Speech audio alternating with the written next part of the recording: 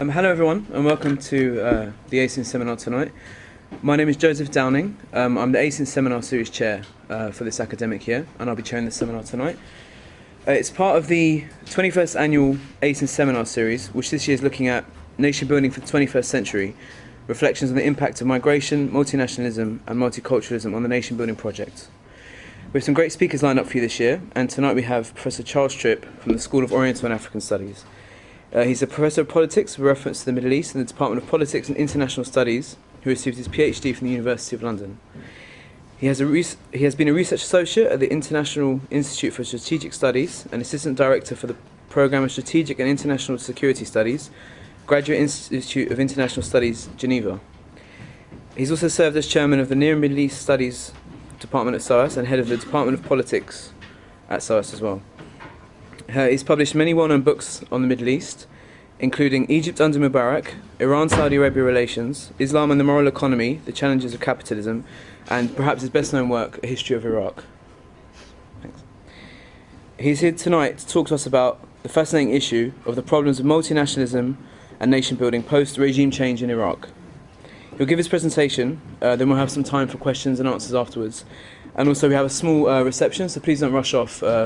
Feel free to hang around and continue discussion over sandwiches and drinks. I'll hand you over to Charles. Joe, thank you very much. I think I might stand up. I don't know if people can you hear me all right at the back? Yes? Not yet. You will. Actually, I want to thank you very much for the invitation and for the introduction. You asked me to talk about problems of multinationalism and nation building after regime change in Iraq. I don't know whether wittingly or unwittingly you couldn't have found a better illustration of one of the problems of multinationalism and nation building in Iraq. This is a photograph of an Iraqi dictator, or a statue of an Iraqi dictator, being overthrown by Cambodian troops in the American forces with an American flag over his head. So you could argue that multinationalism came home to Iraq in 2003 in a way which perhaps wasn't necessarily intended by those who set the question for the seminar. But nevertheless, it does underline some of the problems. And I suppose what I'm going to try and look at today is thinking about not so much multinationalism as a given, but trying to think about nation building and state building in Iraq. And in fact, again, with my apologies to those who organised this seminar, I think I tend to put the emphasis in terms of historical possibility more in terms of state building than of nation building. But of course, nations, or the imagination of nations, often comes out unwittingly of the process of state building. And so what I'm trying to look at, I suppose, looking at through Iraq, but just thinking of more general processes, is the question of the state and the nation, not as historical or sociological givens or political givens, but actually as terrains of struggle, both state and nation. And therefore, they are terrains of struggle, both material and ideational. And I think that that's worth bearing in mind in case one starts trying to define one or the other, categorize one and the other. If one thinks about the state as a terrain of political struggle, there's the obvious struggle, which is the attempt to capture the state, to extend state power, to capture state power, and to develop state power, and often the violence at the core of state power.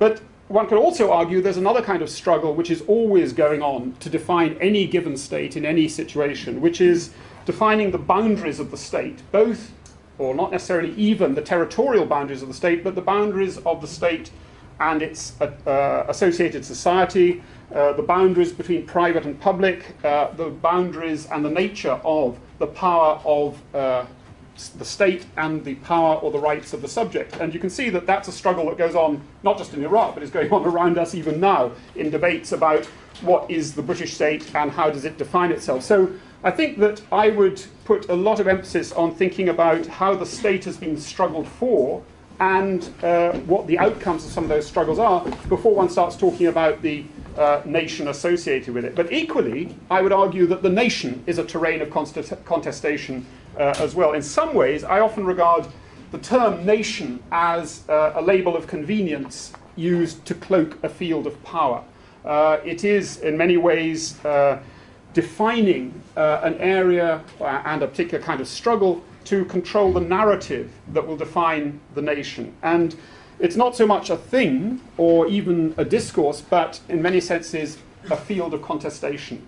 And of course that has huge implications for those who find themselves within the embrace, the alleged embrace of the imagined nation, because they are subject to those who are trying to simultaneously map and dominate the political field. And often, of course, that's been associated with ferocious struggles to make the political field coterminous with the nation. So in this respect, I would argue that state building, the struggle to define what power is and what the subject is in a sense entwined with the notion of the nation itself and with nation building. So those are just some general remarks which I'll go on to look at in the context of Iraq. And I think that, as Joseph said, one of the books I'm probably better known for is Writing the History of Iraq. So I'm afraid I'm going to take you into history somewhat. But I'm glad, not necessarily very ancient history. If this was a Ba'athist audience, as it used to be, or there were Ba'athists in the audience, which there might be for all I know, there was sort of a point where somebody would jump up and say Iraq is a 5,000-year-old nation, and I would have to spend the rest of the lecture trying to justify why it wasn't. But I think that what I'm trying to look at now is looking at the way in which power was constituted in Iraq and what kind of legacies that may have left, to look at the period after 2003 for the implications, in other words, that came through in terms of the construction of the state and the construction of any kind of national imaginary that was associated with the state. So thinking about the first part, which is thinking about state building in the early years of Iraq. And in some senses, it looks like a very conventional, and that's the conventional narrative of the British invading, occupying, and setting up the structures of a new state. Boundaries, territorial boundaries, parliament, monarchy, army, the public institutions of the state. And so, in a sense, what you see, and what is often privileged in a certain kind of account of the emergence of Iraq, is the emergence of the public state and its public rationale. But I would argue that behind it, and in many senses preceding it, was another kind of organisation of power, which in the end was to determine how that public state functioned and some of the problems that it was associated with. In other words, the networks of privilege and patronage that both preceded and ran in and behind the public facade of the state itself. A fluid network in some ways, depending on who was in, who was out, who was in favour, and who was having access to the state itself. And this, I would argue, gives rise to what I call the shadow state in Iraq. That is, that you have on the one hand the public state, but then you have behind it something else, another kind of association, another kind of operation, which I call the shadow state. And what's interesting about that is how that begins to exert a hold on people's imagination, but also, of course, on the machinery of power itself. And this, as you can tell, owes quite a lot to the whole idea of the network theory of power and the discursive construction of power itself. So on the one hand, if you look at the founding of the Iraqi state, historically, and I suppose as a political phenomenon, you have to think of, and it's very much how a certain kind of presentation of the project was put forward, as a revolution from above. It was, in a sense, the modernizing vision of liberal imperialism, underpinning the system, obviously, of League of Nations mandates, which Iraq was, as far as the international community was concerned, and implemented, in theory, by enlightened elites that would be trained in self-government and the arts of self-government by Great Britain.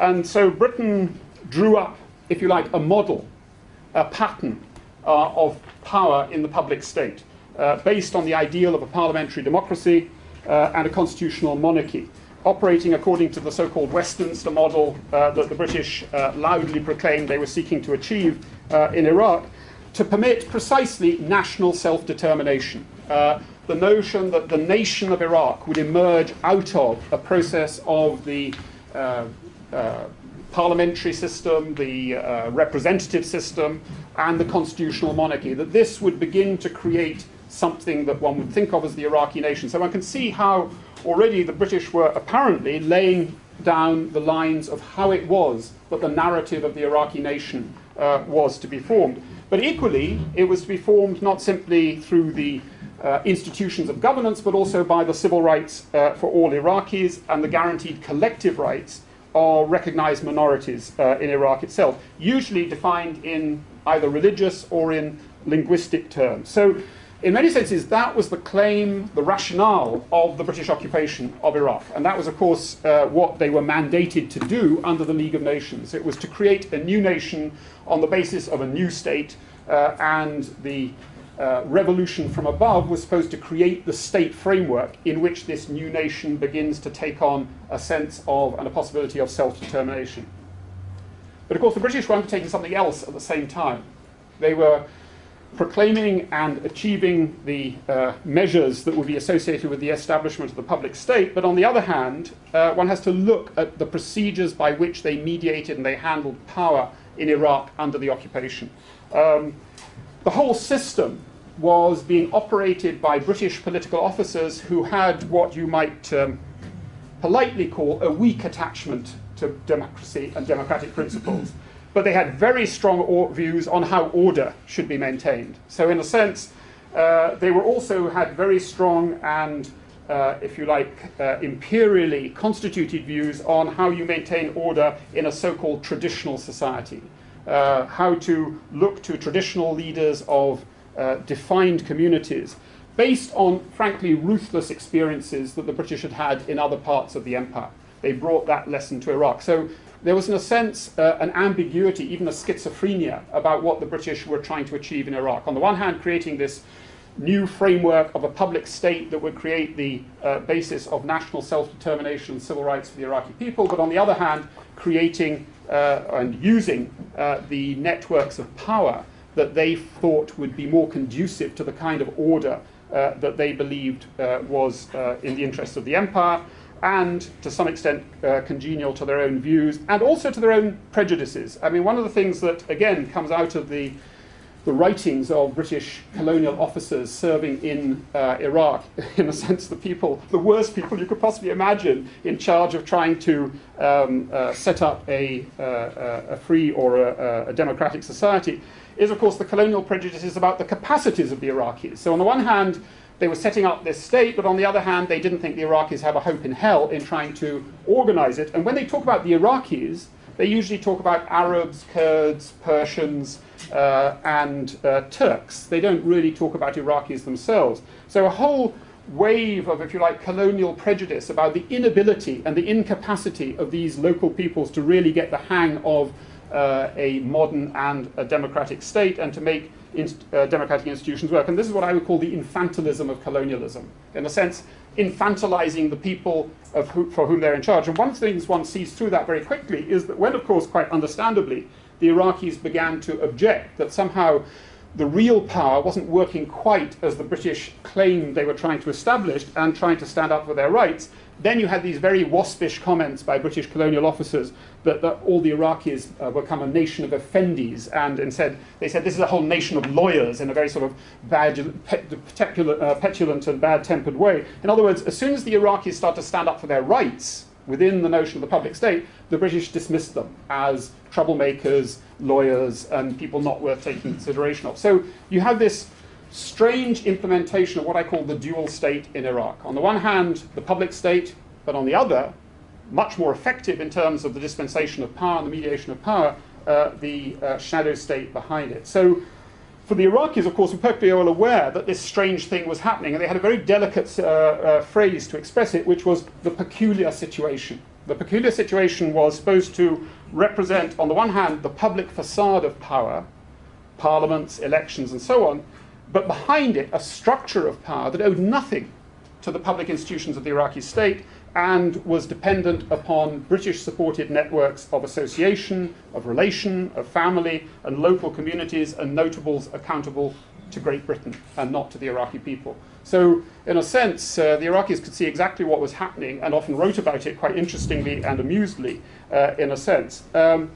But the outcome was not amusing. The outcome was effectively the production of an oligarchical rule in Iraq and an authoritarian rule from the center. The Iraqi state, in other words, became the vehicle for power, privilege, wealth of those who were in at the beginning.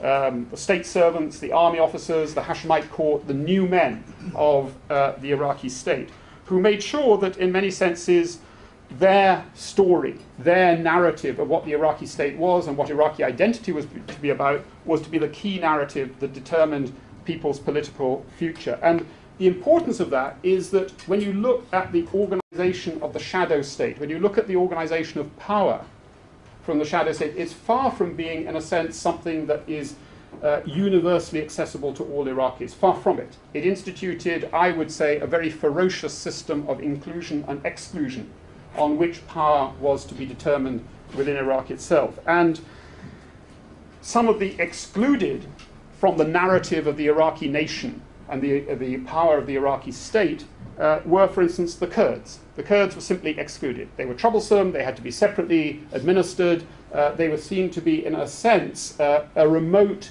and ungovernable, but yet to be forcefully governed part of Iraq. And outrageously, when the British were recommending Iraq for its independence before the League of Nations in 1932, they cooked up with Nuri Said, who was one of their chief, as it were, allies within the Iraqi political elite, a completely bogus document for the League of Nations about how the new Iraqi independent state would guarantee the rights, the collective rights of the Kurds. Linguistic rights, religious rights, administrative rights. In other words, many of the things that the Kurdish groupings had quite understandably been petitioning the League of Nations about had been so concerned that they were going to be handed over to not so much an Arab government in Baghdad, but an oligarchical government that didn't rate them at all, or only cultivated part of them. And of course, Nuri Said and the British concocted this document, which was then put before the League of Nations, and it stopped the French and the Italians from objecting to what the British were leaving behind, and the British recommended Iraq for its independence. It was granted its independence, and the document was promptly forgotten, ripped up, and so were the rights of the Kurds. So, in a sense, that one moment when there was an attempt to form a recognition of collective rights, became clear that these were not going to be recognized in the same sense as those who were on the circles of power. The other group that was excluded from this form of exclusion and inclusion were the clerics of the Shia communities. Not all of them. Some were taken on board, as it were, as part of the, if you like, patrimonial picture of Hashemite power, in which clerics, both Shia and Sunni, would be included within the grasp of the Hashemite realm. But it wasn't, and it certainly wasn't the Shia as a whole who were excluded. It was very much their religious and communal leaders. These people, as far as the British and many of their young Turk, Ottoman, Iraqi allies were concerned, were obscurantists, they were fanatics, they had no sense of the modern world, they couldn't run a modern state, and therefore, in a sense, they were to be relegated and not to be incorporated into that state. But there was a third grouping, which in a sense was influential in what the narrative of Iraqi state and nation became, which was, of course, radical social reformers. They, too, were written out of the story, as were emerging peasant organizations and the nascent trade union and working class organizations of Iraq itself. These were not to be part of the national story of Iraq in any meaningful sense. They were to be excluded from state power, they were to be administered by the state, but they were not to be part of the national story. So again, you have this way in which the way in which power has been disposed of begins to determine what the dominant narratives of the Iraqi state are to be. In other words, if you weren't recognized by the British and their successors as useful in some way for their state project and for their kind of social order, then you were marginalized. You were written out of the dominant narrative, and you were written out of it not simply in a kind of literary sense, in terms of historians, the projection, the sort of discursive production of the new Iraqi state.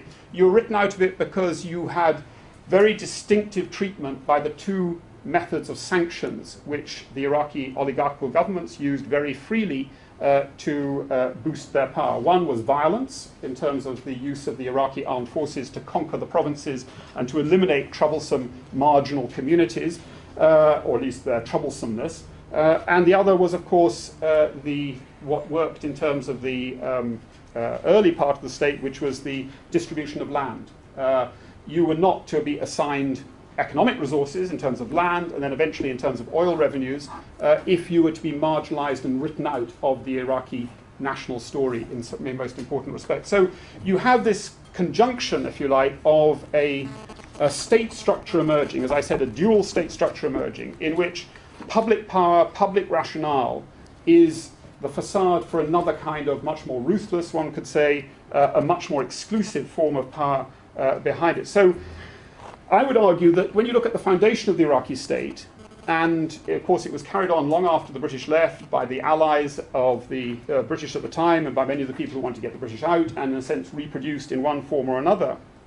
This peculiar experiment in nation building, I would argue, involved a very distinct kind of violence, a violence of trying to bring so many histories into one story that was to be dominated by those who held political power at the centre.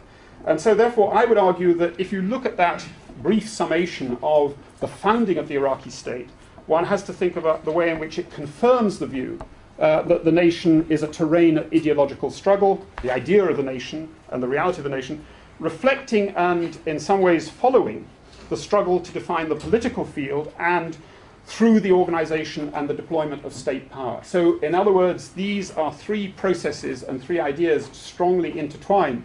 And if one sees how they played themselves out, you begin to see how a distinct form of state organisation emerges in Iraq, and of course with it a distinct interpretation of what nationalism should mean in Iraq itself. And the question which you may be beginning to think about, given the title of the lecture, is what's the bearing of this on the present?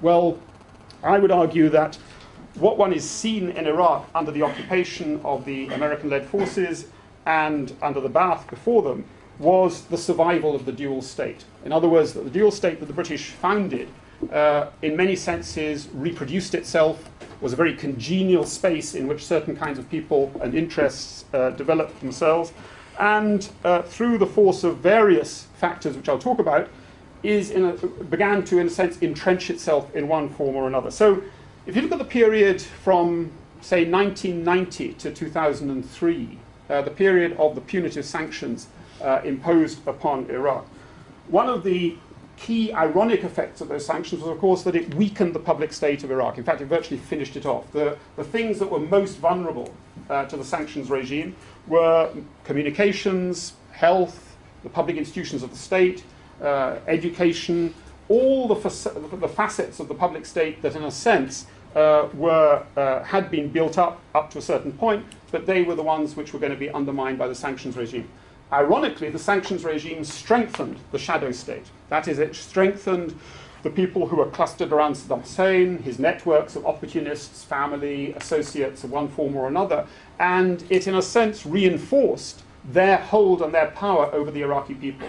Things that had been, in a sense, focused on that system of power up to now became a life and death matter. To hold the ration book of every Iraqi in your hand, to determine whether your son or your daughter or whatever could go out of the country, could receive medical care or whatever, was now in the hands of people who were deeply implicated, not so much necessarily even in the public state of Iraq, what was left of it, but in the shadow state that emanated from the power of Saddam Hussein. So, in many senses, the exact opposite of the intended effect of sanctions took place. That economic sanctions, insofar as they were intended to weaken the regime of Saddam Hussein, to force him to make concessions to the international community that they were demanding as the price of the lifting of sanctions, actually strengthened him.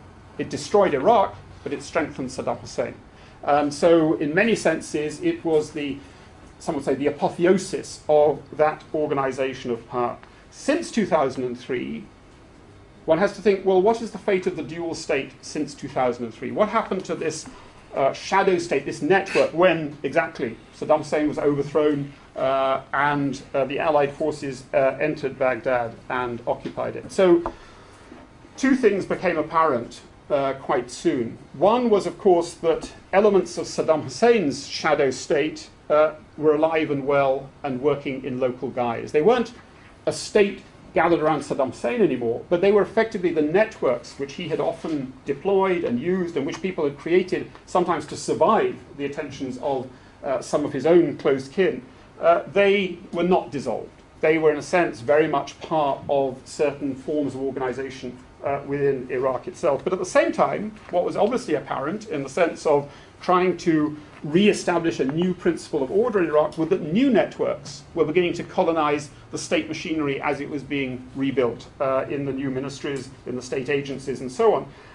And so one has a picture after 2003 of an Iraq in which the public state has virtually evaporated, in which the only forms of power are the occupying forces or the new networks, some of them old networks, which are seeking to appropriate resources to find how to proceed in this new and strange landscape of occupied Iraq. So the battered and fractured Iraqi society fell back onto networks of local trust. Sometimes these networks of local trust can be identified in terms of common religion, common language, common kin or imagined kin, but really, again, that depended upon what was at stake and the place in which it was happening. Was it about security? Was it about protection? Was it about land? Was it about resources? And that often determined as much as any fellow feeling of kinship or religious identity, whether a political association would come out of it. And what one saw, of course, were local competitions for leadership and advantage. But all this, I would argue, was reinforced by the very policies pursued by the Americans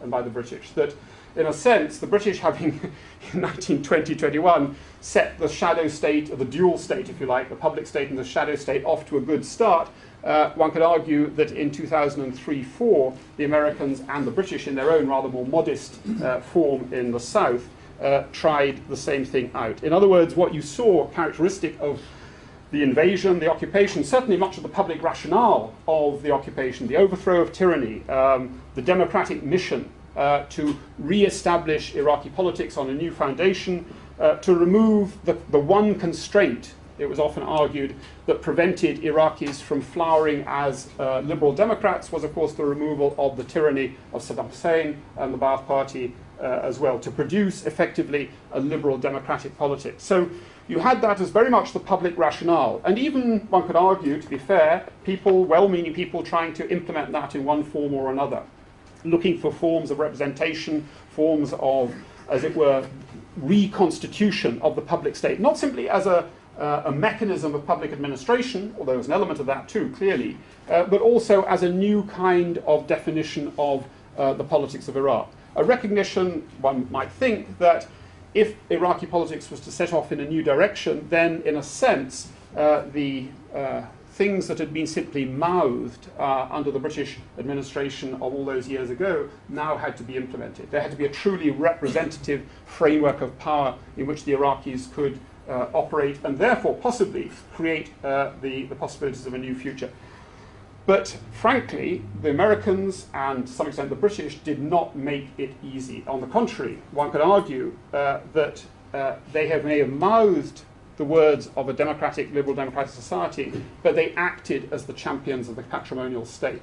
If you look at the period of the CPA, vast sums of unaccountable money being paid out to their own, American contractors and others, but also, of course, to so-called local leaders, people identified as those who would be useful in the keeping of order within the new Iraq as well. And at a national level, in addition to this, as it were, dispensation of largesse, which wouldn't have been unfamiliar to many of the previous rulers of Iraq, and as emanating from Baghdad, and being completely unaccountable to the people of Iraq itself, at the same time, at a national level, the Americans, it seemed, and the British as well, were only able to see Iraq and Iraqi society through sectarian, tribal, and ethnic politics, the prisms of these. An Iraqi communist friend of mine, who happened to come from the Shi'i communities of Baghdad, it was suggested that he would be a member of the Iraqi Governing Council. This was the governing council that was set up in 2003 to give a facade of a multi-representative Iraq, and it was chosen largely on the basis of ethnicity, sectarian, and other identities. And he was completely outraged, not only by the fact he'd been fingered, and therefore, in a sense, perhaps he hadn't been quite as assiduous as he should have been in his radical revolutionary days, but the fact that he was being chosen not because he was a communist, but because he was Shi'i. And he said, "This is outrageous. I spent my whole life running away from the mullahs. I think they're dreadful. I'm an atheist, and yet they select me as a Shia." So in a sense, it was this ascription that you could not read Iraqi society except through these various forms of, as it were, religious and linguistic identification. So some would argue that in many senses the communities themselves, identified by religious and linguistic identification, were being brought into being as social actors through the recognition afforded them by the forces of occupation. So in a sense, the reward and punishment would follow the lines of these sorts of recognition, and therefore, in many ways, draw it into existence, or give it a sort of spurious existence. One can't help feeling, in this sense, the preposterous notion that anybody familiar with the history of Iraq or society of Iraq, which suddenly emerged, of a Sunni community in Iraq. There is no Sunni community in Iraq. Lots of people who follow the precepts of Sunni Islam. There's no Sunni community. But the problem was that having constructed an Iraq in which there were Kurds in the north and Shi'i in the south, whether there's a Shi'i community is another question one could ask quite interestingly, one feels that there was a kind of, what on earth are we going to call these other people who aren't Turkmen, who aren't Mandaeans, who aren't Kurds, who aren't Shi'i? Oh, we'll call them the Sunni community of Iraq. And of course it was a nonsense. There was no such thing. And it reminds one somewhat of the way in which it's alleged, certainly a colleague of mine at SOAS, a former colleague, Shalibta Kaviraj, was looking at the emergence in British India of Hinduism, and seeing how the category Hindu often becomes a kind of imperial repository for people who weren't Muslim, weren't Parsi, weren't Sikh, in a sense, looking at it as a construction. And then, of course, it becomes a construction of self-identification. So, ironically, one could argue that half of the problem that the occupation forces created, they created for themselves by saying that there should be something called a Sunni community, and that the Sunni that should be represented in the same way as the other communities. And again, very, very questionable. But nevertheless, pouring money and arms in two different directions, which suggests that it was often profitable or otherwise to identify yourself as such. But at the same time, at a national level, the occupying forces were reading an Iraq of largely sectarian, ethnic, and tribal division. At a local level, they were recognizing de facto local power. No different in many senses from the way the British had operated, and sometimes operating from the same manual, as a colleague of mine discovered when he spoke to the American Tribal Affairs officer in the South, that they were operating from a book produced by the British War Office in 1919. So, and he thought it was a bit surprising too. So he asked the sheikhs, what do you think of this? And he said, oh, this guy is terrific. He respects us. He knows who we are. He knows that we're the people who count here. And the colleague said, but he's using a book produced by the British when they were here, and not only a book produced by the British, but a long time ago. Oh yes, they said, we gave it to him. So in a sense, to help him read us better, we give him something that recognizes our standing in society. So you could see there was a cozy and mutual relationship which is productive of certain forms of identification, certain kinds of politics, but again, that would not perhaps have emerged unless power had been applied in certain ways. Interestingly, with the collapse of American strategy in Iraq in the period 2006-2008 and the violence that was associated with it, it allowed General Petraeus, who'd been quite enthusiastic about this whole notion, to effectively make the making of local deals national strategy for state building and to some extent for nation building in Iraq. There was this famous slogan that was being used at the time at press conferences and everywhere, which is Iraqi solutions for Iraqi problems, and it sounded wonderful. But of course what it meant was the kind of Iraq we have recognized will be the kind to solve the kind of problems we've created for ourselves. So in a sense, therefore, it was a circular endeavor. I'm not saying this simply to say how horrid the occupation was, but to actually say that there's a serious point here that what one saw emerging, not necessarily for exactly the same reasons as the British created the dual state in Iraq, but effectively something that began to look like the dual state of Iraq. Public institutions on one hand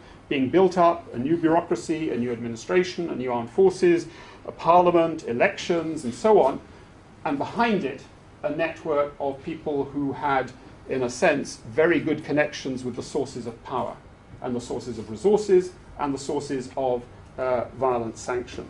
And of course, violence was part of the game. So an image of Iraqi politics in that curious and terrible period, 2003 to 2008, is, I suppose, an image of a table around which there are 10 chairs.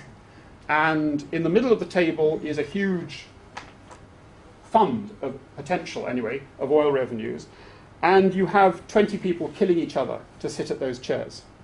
And you could argue that for much of the violence in that period, 2003 to 2008, it was people killing each other for mutual recognition.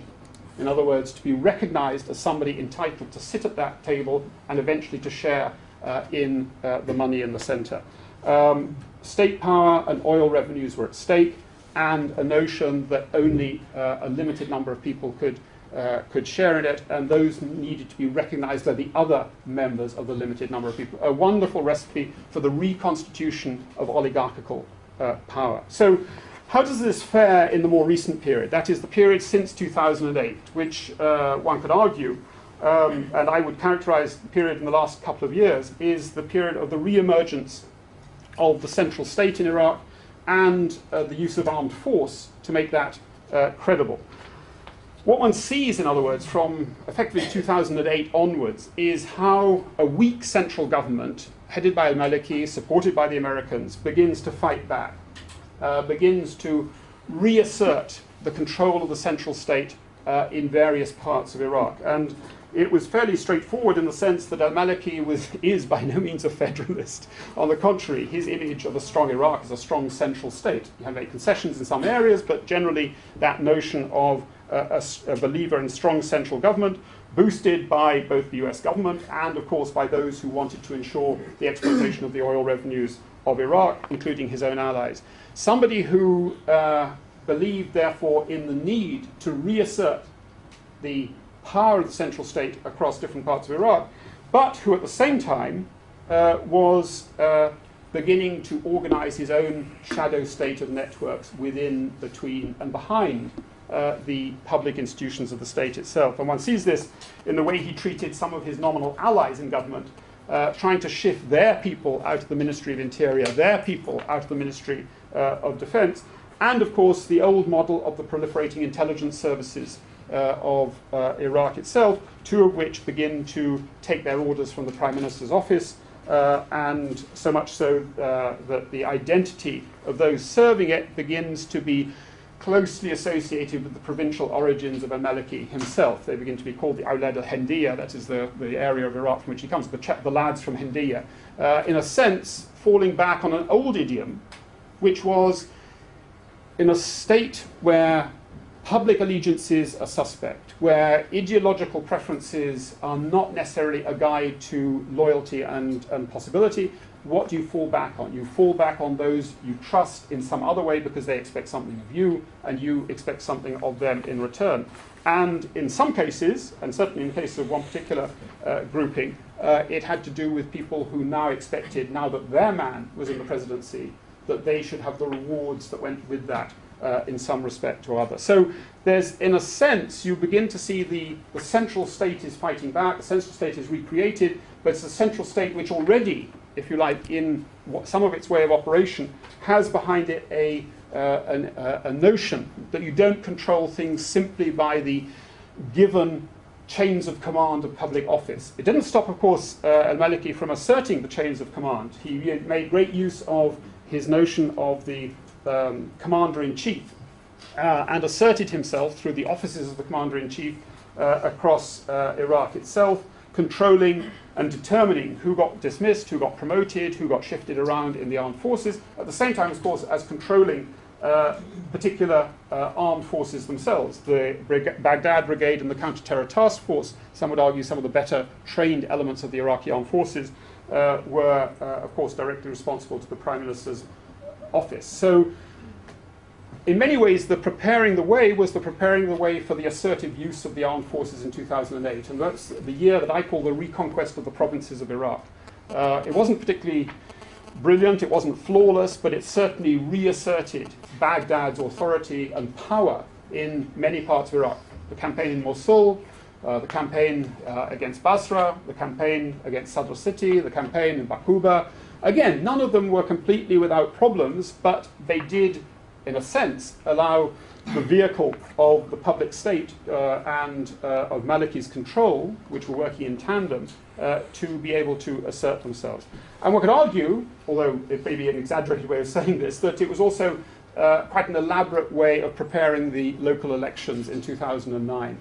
the reconquest, in a sense, was necessary not so much to ensure security for people, but to reassure people that power had now returned to Baghdad and that you could take that power seriously. Seriously because it had both a deterrent effect, but also because it had the rewards that came with it. And if you look at the results of the local elections in 2009, you could say that al-Maliki's strategy paid off. Not in the sense that he swept the board completely, but certainly in the sense that he managed to displace, and his people managed to displace, a lot of the militias and others that had put their feet under the door in the early stages of the occupation, and at the same time encouraged independents to emerge, which, as we know, independents in many countries are those which blow with the wind, depending upon the power of patronage of the centre. So you begin to look at the picture of Iraq created by the local elections, and it's not like Maliki has asserted himself right across Iraq, far from it, and it was only in certain parts, but it certainly gave a credibility, an added boost of credibility to the notion that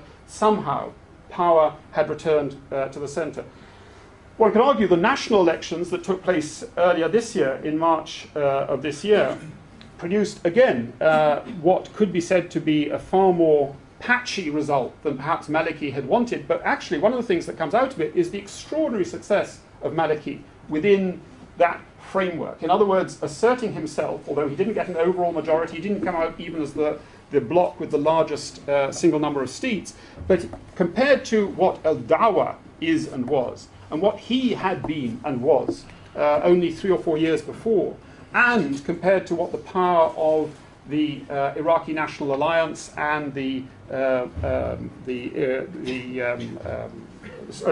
Iraqi National Alliance had been, then in a sense, that is Muqtada Sadr and the Hakims, then in a sense what he achieved was something quite surprising. And what's also interesting, of course, is the fact that it left al-Maliki in a fairly strong position for the long 8 or so months of bargaining that then took place. And one of the weirdnesses is the notion that pops up in the press that Iraq was without a government for eight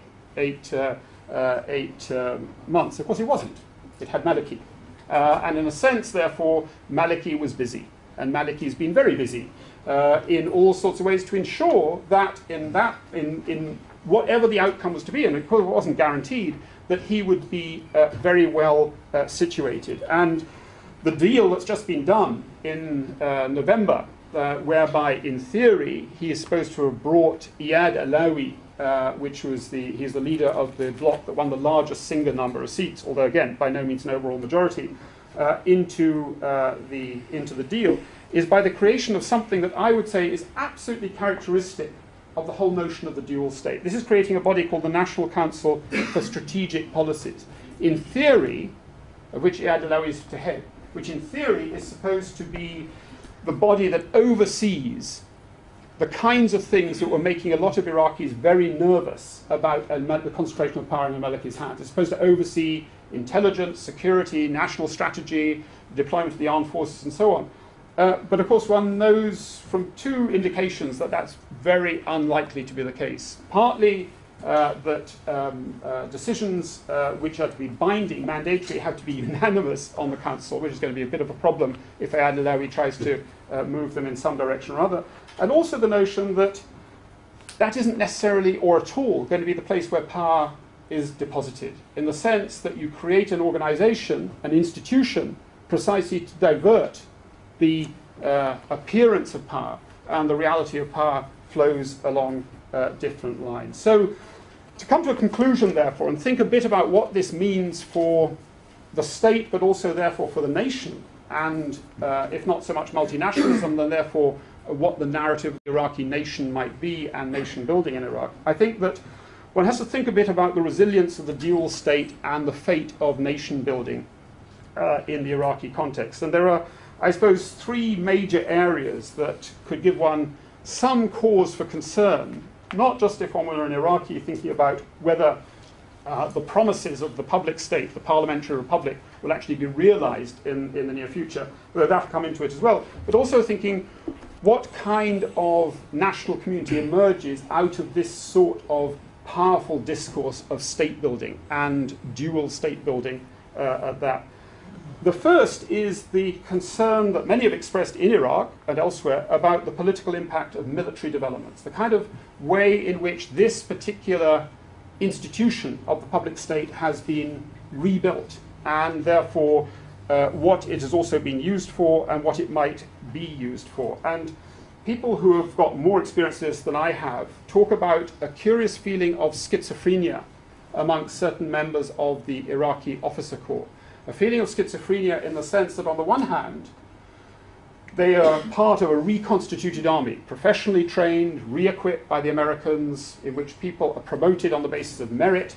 And for many of the both former Iraqi officers and those hoping to join the new Iraqi officer corps as part of the new Iraq, a notion that finally, or once again, the professionalism of the Iraqi army will be recognized. And a notion here of a corporate professionalism, which has been a key part, you could argue, of the history of the Iraqi armed forces, in which the political favoritism, the playing around, the purges, the politicization of the officer corps is seen by many as being a terrible distraction and something that effectively destroyed the professional competence of the Iraqi armed forces. So, on the one hand, a notion that this is a republic which is taking us seriously as professional army officers. It is giving us the resources, it is giving us the training, it is promoting us, it is making us into what we think we should be as the guarantors of public order and the defenders of the republic. But on the other hand, the schizophrenia caused by the fact that it's disrupted,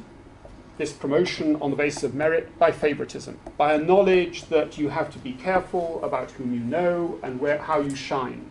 If you become too competent, too visible, too obvious, then the eyes of those who are in authority may regard you as somewhat of a threat. And in the campaigns of provincial reconquest of 2008, it was certainly notable that one or two officers who did very well in those campaigns suddenly found themselves transferred rather speedily at the termination of the campaigns to office jobs in Baghdad, or rather minor posts within the Ministry of Defense. In other words, things that weren't necessarily commensurate, to break the link between them and their field command. And if that is, and I'm not saying it is necessarily, but if that is a practice, and if that practice reproduces itself clearly, one could argue that if that is combined with using the army chiefly as an internal security force, then clearly that's a recipe for the politicization of the officer corps. And it's exactly the pattern followed across the Middle East, and not only in Iraq itself, for the politicization of the officer corps. So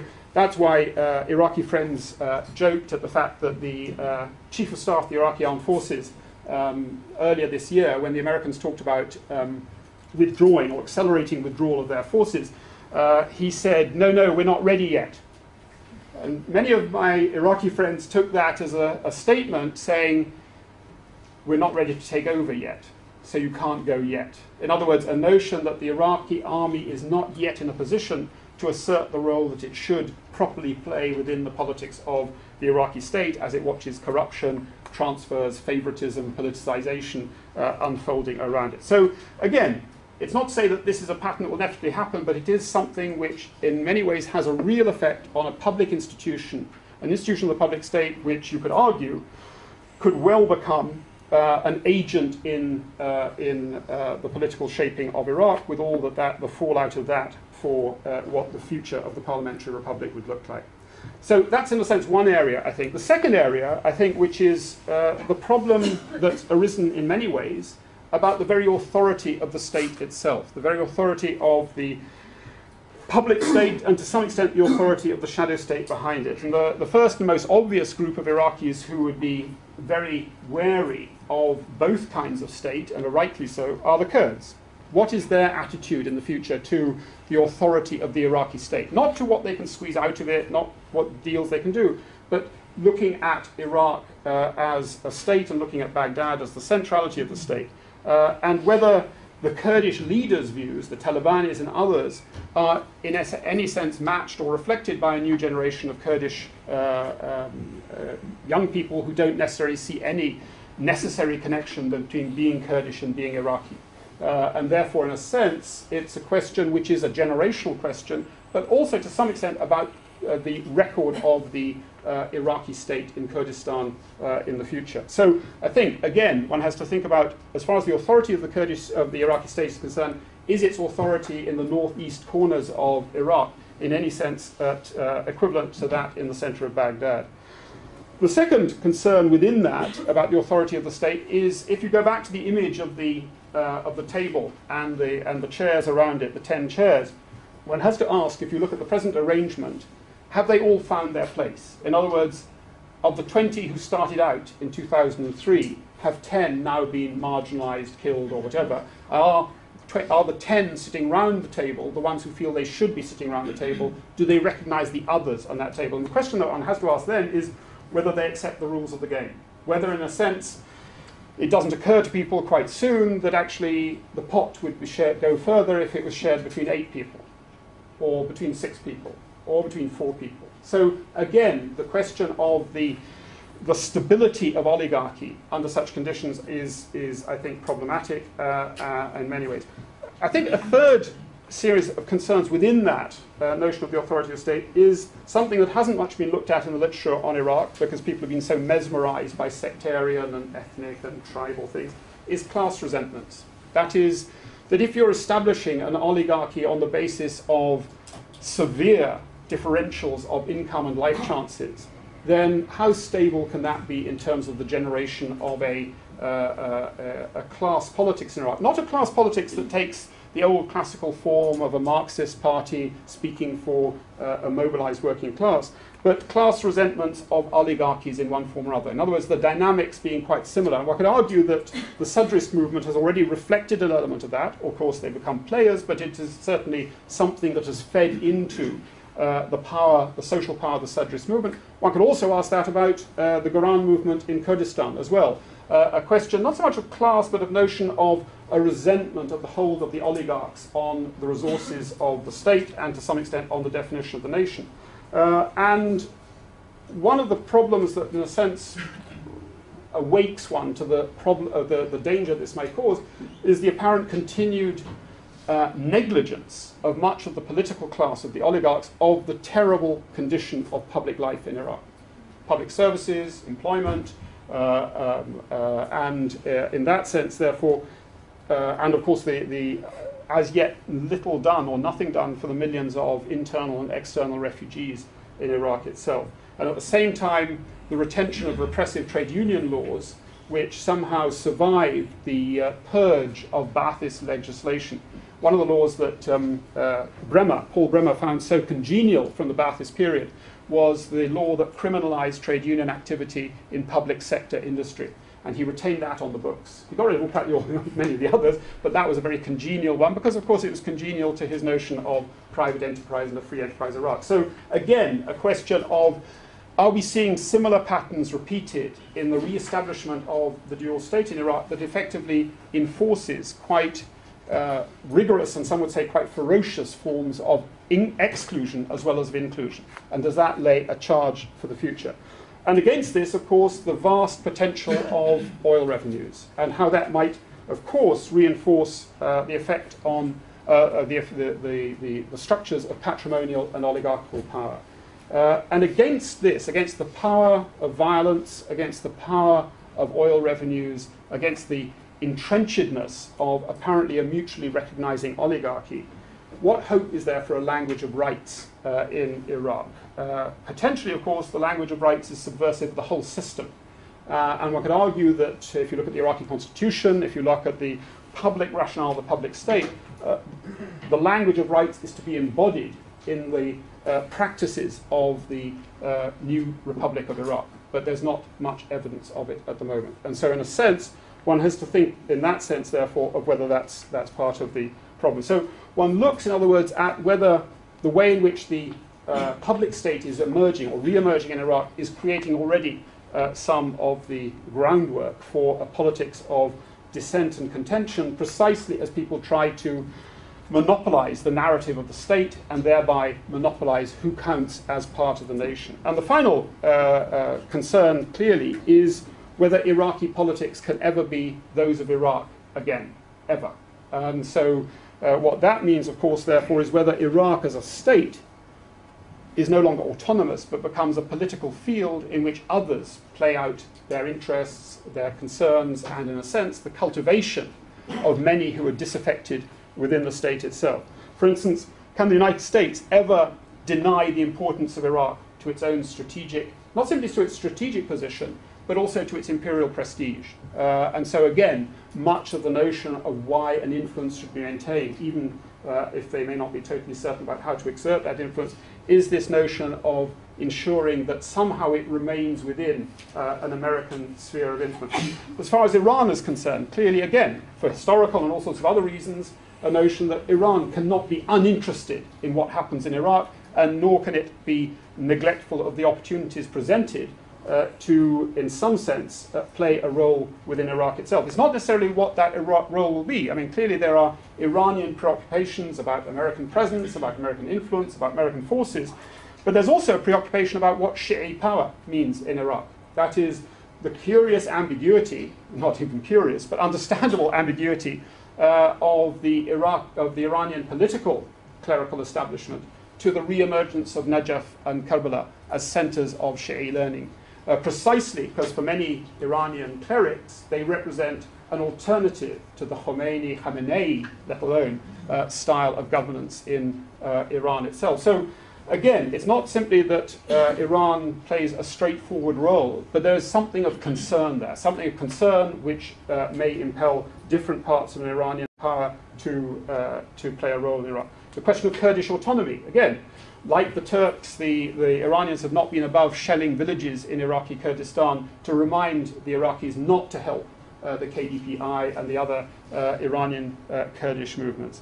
And so, in a sense, therefore, there are lots of reasons, clearly, apart from the major one, of why Iran should continue to be interested in or not uninterested in Iraqi politics. And at the same time, one could argue for the GCC states, for the Arab states, Syria, but also the GCC states as well. But one could argue that as a more Iraqi national politics begins to emerge, in which Iraqi politicians want to distance themselves from Iran, so, of course, you could say it's more reassuring. Reassuring in the sense that trade links with Basra, re-establishment of Iraq as a major oil producer. But then one also mustn't forget that one of the problems was that in the recent election campaigns in Mosul, Al-Hadba national list, one of what you argue is one of the most Iraqi Arab nationalist lists, put forward electioneering material in which the map of Iraq amazingly took in Kuwait as a normal part of Iraq.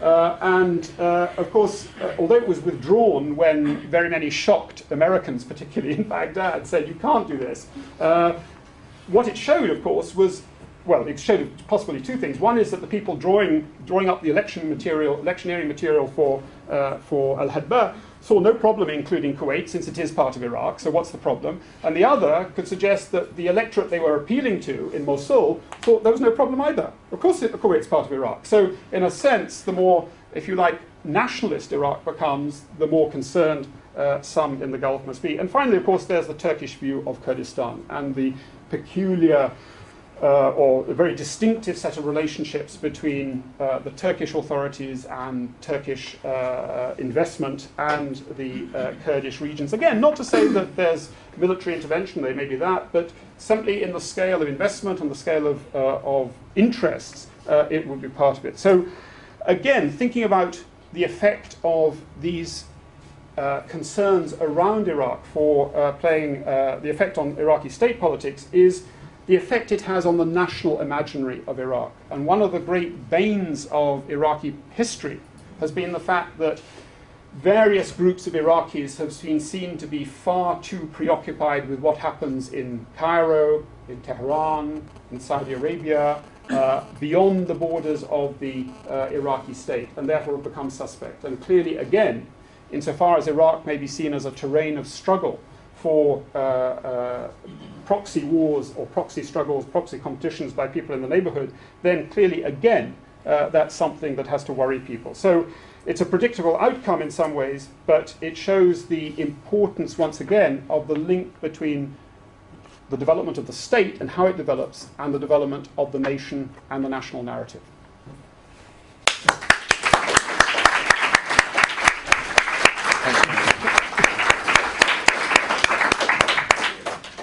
Now, I, like many of you in the audience tonight, had the privilege of studying at SOAS at some time or another. And one of the highlights for me, and I think for you guys as well, was the distinguished, eloquent and informative lectures that Charles Tripp always gives. Honestly, tonight is no exception to that rule, so thank you very much, Charles. We really appreciate you coming to the LSE. Now I'd like to turn this seminar over to the floor for questions, and just briefly, if you could just try and keep your questions short and to the point, and try to make them questions and not comments, as I think, you know, there's a lot to say on this issue, and we want everyone to have a say. So if I go to the very keen gentleman over here, please. My question relates to regionalism, and especially in the Shia areas of the south. I had the impression with Fadila, at some stage, some people in Fadila promoted a regional alternative because they said the oil is in Basra and in other southern provinces, whereas the Shia elite many of them come from the northern part, still south of Baghdad. So that regional element on the one hand, and then Fadila, they had some alliances at some stage with the Sadrs, so binding into the class. How do you see that interaction, especially in the Shia areas? Yeah, I think that the question of regionalism within Iraq has certainly come up because it was, in a sense, the counterpart. I mean, up to 2003, when people talked about federalism in Iraq, it was a euphemism for Kurdish autonomy. And after 2003, other parts of Iraq began to look at the possibility of striking out in a similar way, guarantee or setting into some kind of legal or institutional structure some of the independence they had won through the collapse of the public state in Iraq. So regionalism, the point you made about regionalism within the Shia of southern Iraq, it was actually always very contested. And my argument would be that al-Dawa and al-Maliki are certainly not regionalists. Now, whether they're not regionalists because they are ideologically against the notion of sub-regions, or was it because they can't stand Muqtada al-Sadr and they couldn't stand al-Hakim? And not simply as personal individuals, but what they represented in Iraqi politics. So, perversely, or not perhaps particularly perversely, al-Hakim and what used to be called the Supreme Council of the Islamic Revolution became the most open advocates of regionalism. In other words, they were the ones talking about creating a larger southern region of the south. Now, what was interesting is that Muqtada al-Sadr was also against regionalism, but de facto power in the south until 2008, certainly in some of the smuggling areas of Basra and others, was very much in the hands of Muqtada al-Sadr. So he saw a great deal of utility in doing a deal with Fadila. And this, again, was not about principled regionalism. This is about getting your hands on the loot. This is about, in other words, business propositions in the southern part of Iraq. Maliki changed that game in 2008, and of course Fadila hasn't done terribly well, and in a sense has its fingers wrenched off the oil pipelines and others in the south, and to some extent, to a large extent, the Sadrist movement as well. So what you saw in the election of 2010 is something that one could say, I think, marginalizes the notion of a southern regionalism in Iraq. The people who came off worst, apart from Fadila and so on, is of course al-Hakim, which within that alliance with al-Sadr, it left al-Sadr as the dominant force. So if you have as a dominant force within Iraq now, however, whether they get on with each other or not, you have al-Sadr, al-Maliki and Alawi, none of them. So one could argue that it's also been strategically useful to dampen that down because, of course, it raised the spectre of we have our oil in the south, we have our oil in the north, and what's that going to do for Anbar and the west of Iraq? And that, of course, fed an insurgency. So, but I think regionalism, it doesn't seem to me to be something that's really a current preoccupation in Iraq, in southern Iraq. I see a gentleman here in the blue shirt, please. I would like to ask two quick questions. One of them is a centralized Iraq. Isn't it a recipe for disaster given the history of Iraq and its antagonism around various groups? So wouldn't it make sense if we have like a very loose federal Iraq instead of having a centralized Iraq, which could create in the future another another ground for clash, especially between like traditional and the Iraqi. Central Iraq. If you could just keep it to one question, please, and then I'll come back to you later on, just so that everyone has time to contribute. Relevant because the Kirkuk issue. Okay. Was it related to that? Was it? Yeah, okay, that's fine. Since Yeah. the Kirkuk issue is kind of like the summary of the Iraqi, summary of the present Iraqi question. So, how do you see the Kirkuk issue in this perspective? I think that the question of the strong central state and the federal state, you can see why in Kurdistan the federal state looks very attractive, because what it means is self-government and getting the Baghdad out of Kurdish affairs. And I think that one of the questions one asks is that you could say there are two nightmares, at least two, probably more, hanging over Iraq, coming out of their history. One is the nightmare of Saddam Hussein and his predecessors. That is the brutality that a strong central state has meant, not only for the Kurdish people, but for people across Iraq. So what has it led you down to? So in a sense, many Iraqis thinking about the future of the state, how do you prevent that from happening? How do you prevent that from happening again? One of the answers was federalism. But then there's another nightmare, and you could say that one, in many people's eyes, not in Kurdistan, but again, across much of the non-Kurdish Iraq, is the nightmare of the last 5 years, which is what happens when power devolves. What happens when power devolves is that you get turf wars, violence, local leaders, sectarian cleansing. You have the sort of the recipe for what was effectively a civil war in Iraq. And it's not surprising that someone like Maliki, who is now talking about the state of law, the central state, and so on, has a good deal of appeal, even amongst people who hadn't heard of him before, didn't think, because what they're concerned about is, as an Iraqi friend once said, is he had no love of Saddam Hussein. Thank you for getting rid of Saddam Hussein, but why do you leave 50 of him behind? In other words, the notion that after the removal of Saddam Hussein and the strong central power, people had to deal with unbelievable, unknown centers of power, which made their children unsafe, their lives unsafe, and so on. So I think in Iraq there is a real dilemma about whether federalism will be a solution of any kind for Iraq, or will it be the recipe for the breakup of the state? I mean, if you add to that notion, which is not completely fanciful in Iraqi history and historiography, and if you like, the national narrative, is that Iraq is surrounded by enemies, and the world created Iraq, and it'll carve it up again when it wants to.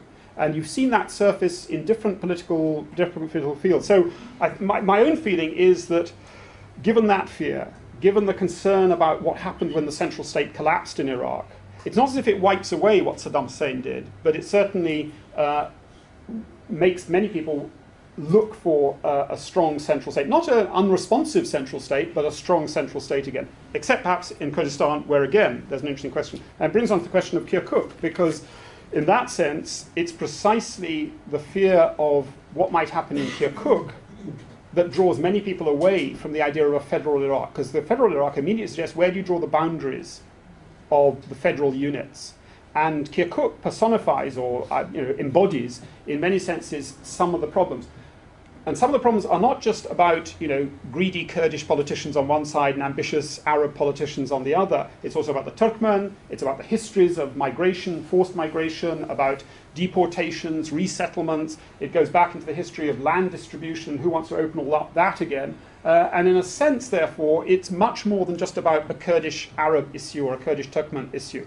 And so my own feeling is that if a compromise can be worked out on Kirkuk, which is not impossible, again, not necessarily seeing all the people who are presently involved in it as being the ones to do it, but certainly not impossible, then it might reassure people about the possibility of assigning proper spheres of responsibility or answerability within the new Iraq. And in a sense, if that's possible, then people might look in a more relaxed way at various other, as it were, boundary drawing exercises in other parts of Iraq itself. But at the moment, coming so soon after the civil war of 2005, 2008, then you can see why the boundary drawing of Kirkuk looks like the recipe for ethnic cleansing.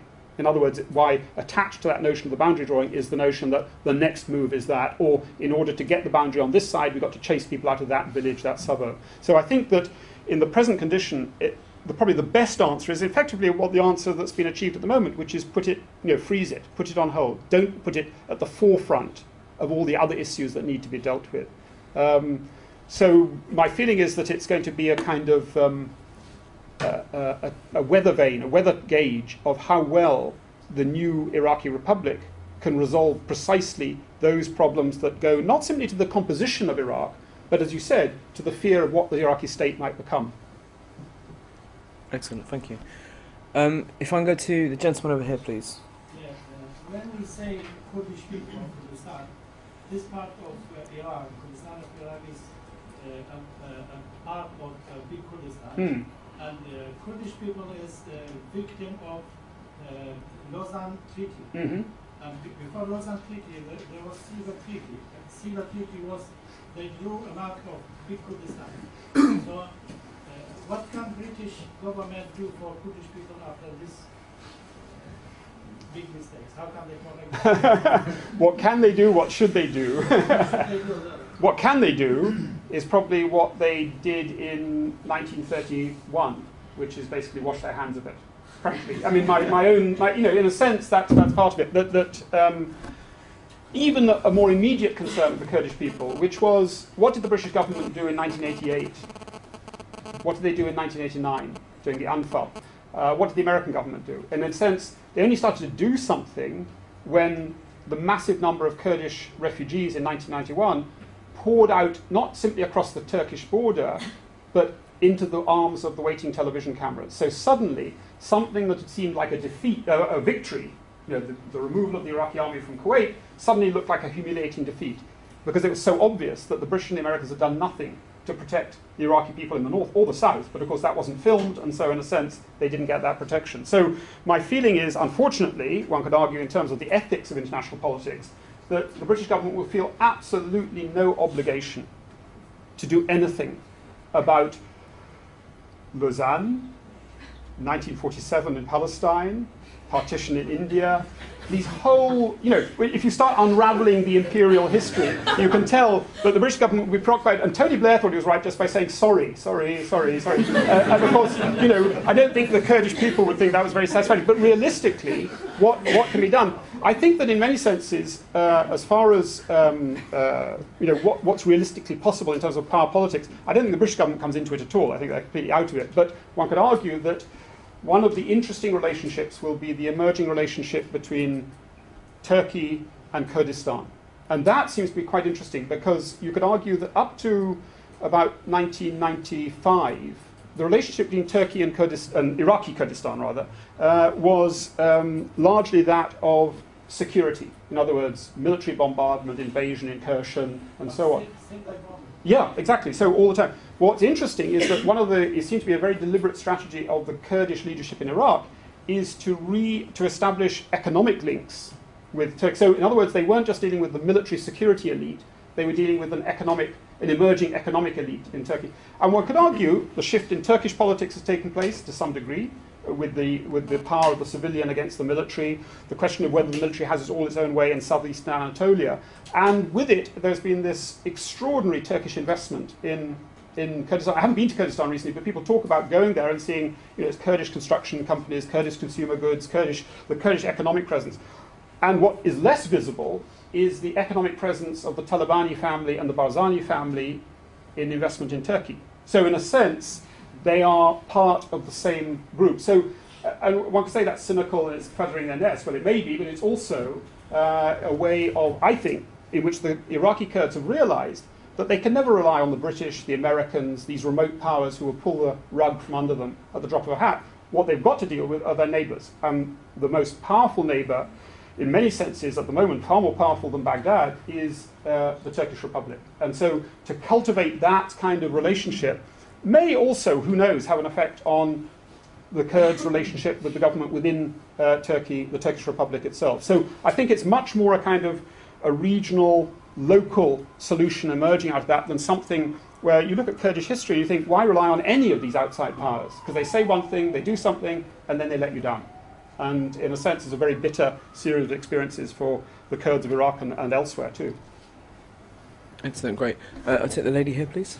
Okay, thank you for an inspiring talk. I would like to hear more about the Iraqi diaspora regarding what you said on challenging the dominant narrative just as much as inventing new networks and new narratives. Well, I suppose there are several kinds of Iraqi diaspora, and I think that one could argue that part of the Iraqi diaspora was responsible for the kind of narrative that the Americans went into Iraq with.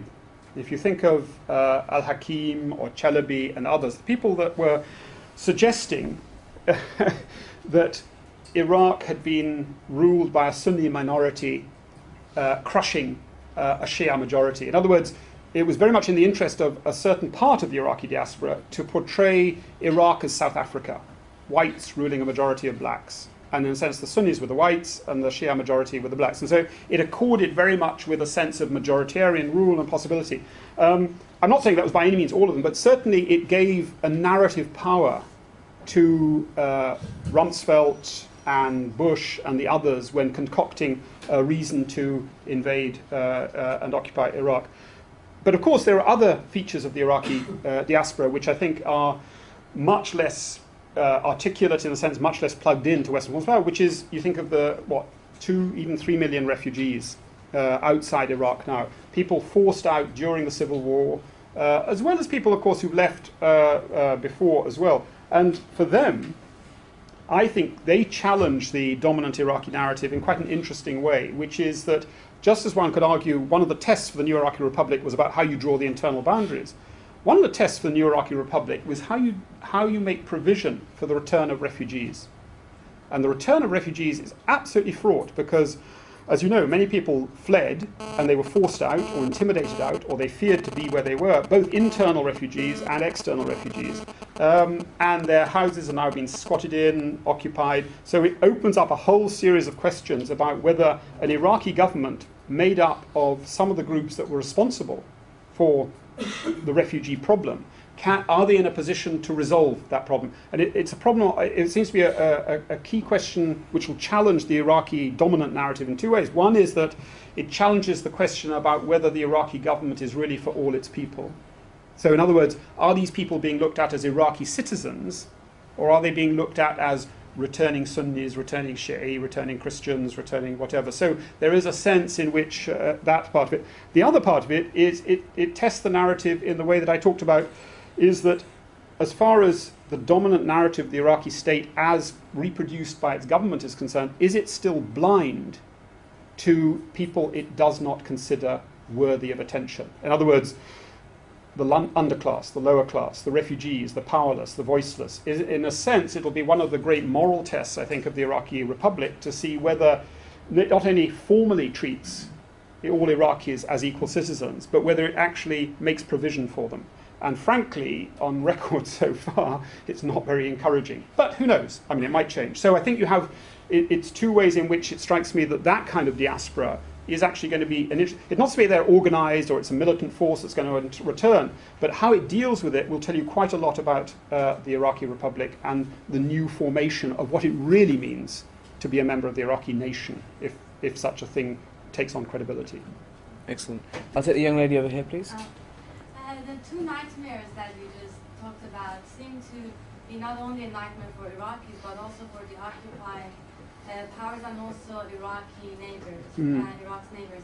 So my question is that what do you think Iran and America could do in Iraq to avoid those two nightmares from becoming being realized? And also, do you think a friendly Iraq to America could also be a friendly Iraq to Iran? I think on the first one, you could argue one of the interesting things is the points in the last 7 years where where the US and Iran have actually cooperated in Iraq, and where they cooperated, not necessarily because they knew they were cooperating, but they certainly did, was in trying to set up an electoral framework, a parliamentary framework for Iraq. And in 2005, as I was told, Iranian electoral agents were as busy in Najaf and Karbala as American electoral agents were in the posher quarters of Baghdad. So in a sense, it was that notion of both countries, I think, had an interest in ensuring that a more representative and, if you like, stable structure of Iraqi politics came out. Now, what's interesting about that is both of them had illusions about what that voice would then say. And one of the interesting things there is, and this is the point I suppose one comes to, is that what they cooperate on is a stable Iraq.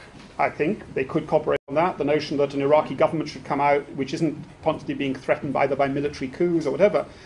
But can they resist the temptation if that government produces, or if that process produces a government unfriendly to them, or as they regard it as unfriendly to their interess? can they resist the temptation to play games? And I don't think either will. So I would say that, yes, there's plenty of reason why both Iran and the United States should be able to cooperate on looking for a stable Iraqi government, but I have grave doubts about whether either of them is able to, as it were, take a self-denying ordinance to ensure that they will not intervene, even if Baghdad produces a government which then says we'll cut, we don't like, we'll cut certain links with Iran, this is not a place we want to be associated with, this is in a sense the, so really, would Iran take that line down? No. And I think that that's what I meant towards the end, which is that regional powers and outside powers feel that there's so much at stake in what Iraq might become that they'll be tempted to try and maneuver it, manipulate it in one way or other. And I don't think either of them will be very good at it. And they'll be there, they'll make trouble, they'll make problems, but in the end, an Iraqi state logic or political logic will work itself out, which might be problematic for both of them, and might actually reverberate on both of them in curious ways. So, it's a rather depressing idea that, in a sense, yes, it's rather like the Arab-Israeli peace process. You can see exactly what a solution should look like. You have grave doubts about whether either part can get there. Great, thank you, Charles. If I just take the man here with the grey jumper. Yeah, you, sir, please. I'm curious about what you were talking about the Iraqi military and the depoliticization of it that the Americans tried to impose, and then the repoliticization that's occurred. Do you see further efforts by the Iraqi government to actually rein in this politicization of it, or do you think it's going to be exacerbated as time goes on? Well, the record of Maliki is not good in that regard, and some would say that after the Americans had spent and I was speaking to an American officer who was responsible for the training of the Baghdad Brigade, one of the best trained, their horror at seeing the whole thing taken over by the Prime Minister's office. In other words, that they'd trained an instrument of effective warfare and internal security, trained along American lines, equipped by America, but also with an esprit de corps within it, which in a sense meant that people obeyed orders, and it was an efficient military organ. And for the Prime Minister, under the guise of enhancing security, and also under the guise of ensuring that Iraqi forces returned to Iraqi control, nabbed it and took it over. Now, what I don't know is what's happened within it since then. Some of the officers who shone, maybe they've been shifted around. So I think one of the great fears of Maliki was that he was somebody who felt that, whatever reason, whether it's his idiom of power, whether it's because he lives in a dangerous neighborhood or whatever, he felt that he had to have at his disposal a military forces that would obey him, not his Minister of Defense, who was a dodgy Kurd or a dodgy this or a dodgy that. In other words, they had to obey him. And by doing that, he's been quite busy in the Ministry of Defense. He's been busy in the armed forces. And so as the armed forces gets bigger, what one has to think about is, yes, there's the training program for the United States, which is training people technically. And that's why people talked about the schizophrenia. That, on the one hand, you're having cohorts of officers being produced according to the latest doctrine of US military doctrine to act efficiently and effectively in a setting. And then the realization that if you act effectively and efficiently, you might be victimized by the people back home, as it were, back in Baghdad, or you can still act like that till you're blue in the face, but you won't get promoted because you're not close enough to those people. So a notion you're having to play two games. And yes, I mean, the problem is that the only research one can do upon it is talking to disillusioned American officers or the occasional disillusioned Iraqi officer. It's not an easy thing to do systematic research on, but it's clearly something that Maliki has shown himself quite adept at and thinks may be a natural part of the game. And equally, his enemies regard it as something that he's adept at and would rather block him from doing. So that's what I mean by the Iraqi government is politicizing, in some senses, the Iraqi armed forces, but also they're in a politicized situation. You think of the Iraqi armed forces, whether under the Americans or the Iraqis, are used as an internal security force. So of course that politicizes them in some respect, because it means that they're being used against other Iraqis. Now, if they don't feel that those are the other Iraqis they should act against, then clearly that sets up a question about what kind of mission they're being asked to go on. If I could take a question from the young man here, please. Just a question about this heterogeneity of Iraqi society that you talked about, Sunni and the Shias and this and that we in the West seem to talk about a lot. To what extent, I couldn't quite understand from your lecture, do you deny that these differences exist, or to what extent do they really, these differences are ideological, or to what extent are the leaders of these groups or sects looking to have a share in that table that you talked about? Is it, no, the differences exist, certainly. I mean, there are Shi'i, there are people who are Sunni, there are people who are Mazdian, Madian. Yeah, I mean, there are lots. But what interests me is the politicization of those differences. And that's, in a sense, what I was talking about in terms of when one thinks of the state and national identity or subnational identities, it's not that these things simply exist and a politics sort of emerges spontaneously out of them, because I think that's dangerous in terms of reproducing a kind of essentialist view, that if you are different, you have a different politics. Well, no, not necessarily. What's interesting to me and depressing for many Iraqis is the way in which public politics or politics has been operated and state creating has been operated in such a way that it makes those differences relevant. So in other words, if you think that you're not getting a job, not because you haven't got the qualifications, but because the key qualification you need is to be a member of this group or that group, whether it's a religious group or a tribal group or an ethnic group, it doesn't matter. But in other words, you begin to think of your situation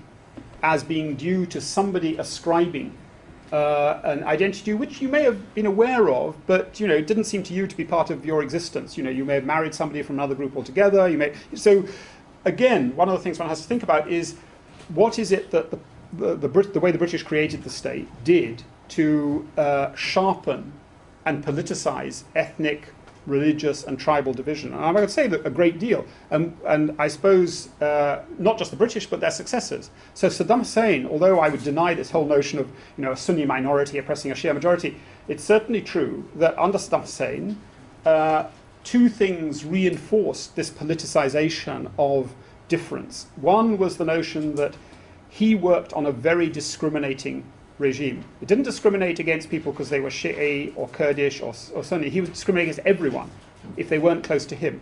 And in a sense, therefore, he drew them into a network of people that you could trust and a network of people you can't trust. And that wasn't founded on pre-given identities, it's how you politicize them. So he would create sheikhs, effectively. He would revive a sort of tribalism, and he would pour resources down that man and his family, so he became, as a sense, the tribe. So anybody who could associate themselves with that man suddenly found it politically advantageous to do so. So in that sense, I think he politicized. The other sense in which he politicized it notoriously was, of course, that given his intolerance, you could say, of oppositional politics, if you stood against the kind of Ba'athist, Saddamist narrative of Iraqi politics, the only way you could survive as a political actor was either in exile or underground.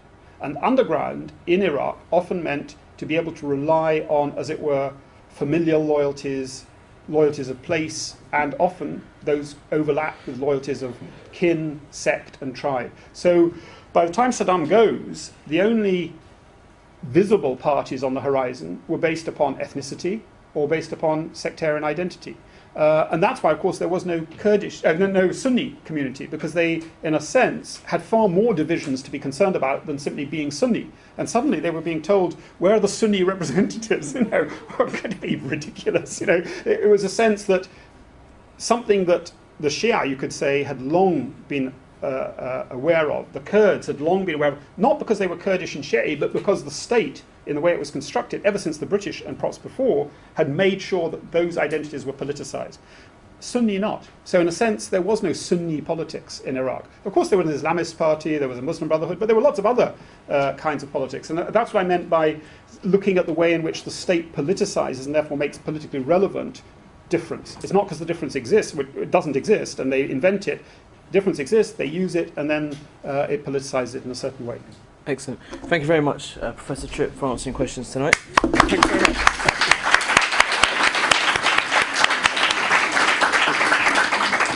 We really appreciate you sharing your extensive wisdom with us. Before everyone gets up to go, our next seminar is on nation building in Ghana by Dr. Michael Lamar. It's in December, on the 8th of December, so please feel free to come along. And we have another event related to the Middle East on Lebanon in March.